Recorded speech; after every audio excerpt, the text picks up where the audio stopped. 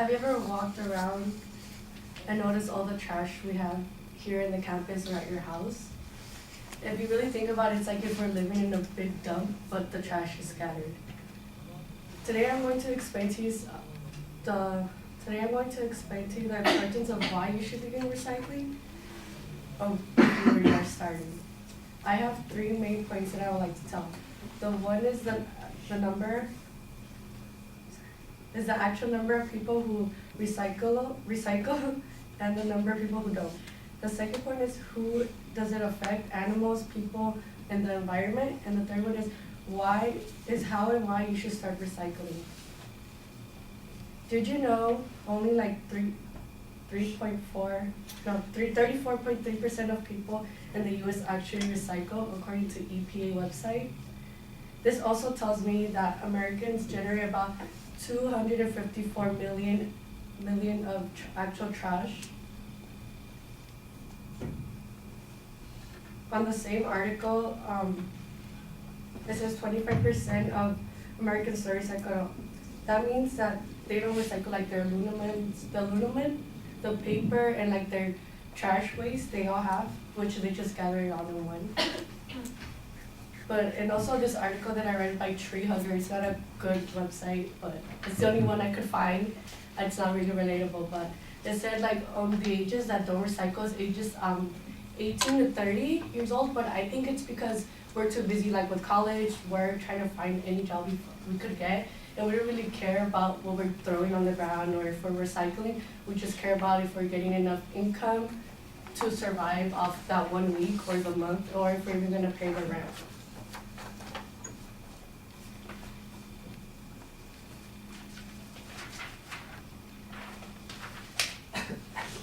So many animals are going extinct or are in critical danger to going extinct.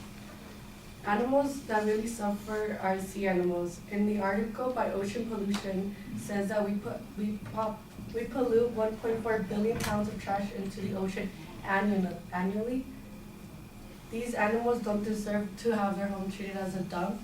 The ocean is beautiful. All of these beautiful animals we keep. Sometimes we keep them like in our houses and stuff. I have 5 fishes, which is, I think it's pretty sad that they can't go back home because it's all polluted. But it's not all trash. Sometimes it's oil. Have you guys heard of like giant oil spills that happen during the years? And there's currently 4.9 liters of oil in the ocean, according to Science of History of Oil Spills, which is a lot. Do you guys know how much money we spent on cleaning up the trash? I don't believe so. We spent like 11.5 billion is spent every year to clean up the sea, the grounds, everywhere, but we could be using that money for other things, like let's say to fix our traffic lights, because by where I live, my traffic light is like down at the moment. It's been down for like a couple of weeks. We could use that money that we used to pick up the trash to like fix it. But it's not only the animals that suffer, it's also humans. Scientists have speculated that we are currently breathing in microplastic particles, which go into our lungs, and it's bad, but no one really tells us because they don't want to scare us. Did you guys know that we are the leading country that recycles? I bet you none of you guys know that. But we are, according to the article of emergency data.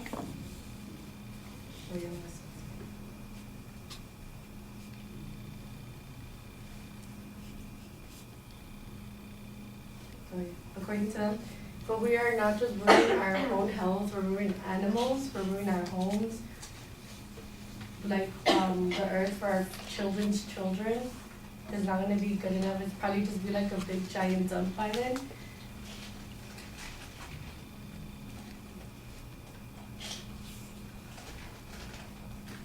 It would just be a big giant dump. So this is the part where I tell you the cons of not recycling, but there is no cons of not recycling. Recycling plays a big role in our lives, animal lives, and in our environment, and this is our role.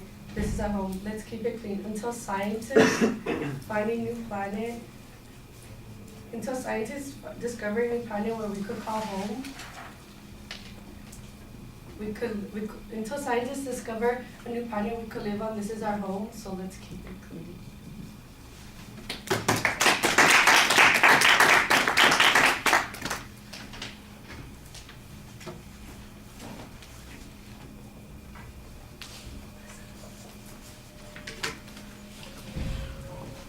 Mary, what did you think? I thought that she was very clear. I'm sure it sounded she was nervous, so she kept giggling, but I really didn't see it as a bad thing.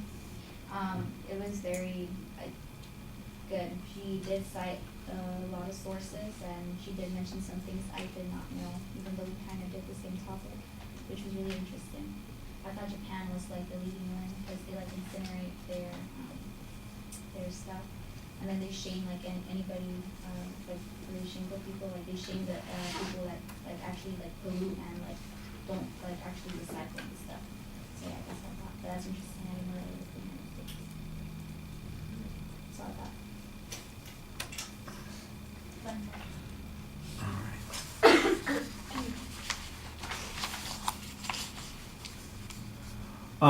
The rhetorical visualization you have at the beginning is okay. The topic is recycling. That's pretty clearly indicated. You have a pretty solid preview.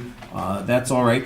The problem, I think, especially at the beginning, is the way you're delivering it. You're having to read it all. You disengage from the audience entirely at that point, and I think that's really problematic at the beginning of the speech. The idea sounds like it's going to be about recycling, and for the most part it is, although a couple of places you shift off onto other topics. At one point we're talking about oil spills, and I'm going, that's not really a recycling issue, and that's taking you off on a completely different tangent. That's going to be a problem. I was completely confused when you talked about how much money we spend on cleanup, and I'm going, oh, she's going to argue that we don't spend enough money on cleanup, and instead you say, imagine if we spent that money on something else, like fixing the traffic light. And I'm going, what the hell is that? That seems to go the exact opposite direction of the argument that you're making. You seem to be suggesting that we don't do enough to protect the environment, which would mean that we should probably be spending more money trying to figure out ways to keep the plastic out of the ocean, or reduce trash on the ground, or chemicals that might leach into the atmosphere, or something along those lines. And it just doesn't seem like it's very well thought out, and you go off on these tangents in several places once you start talking about the problems. I think that's the biggest difficulty that I had. I would agree. I thought that you did have a lot of sources that you're citing in the presentation. There's usually a place where you get this information. You kind of criticize your own sources a couple of times. I don't know that that's a big deal. It's interesting to me that you mentioned that people in a particular age group are the ones who recycle the least, and you kind of give an explanation of it. But then the question is, if that's the source of the problem, what do we do about it? And you don't have any answer on that. You don't really talk about that. So why is it in the speech in the first place? That wasn't very clear. All right, I got to rush a little bit so we can make sure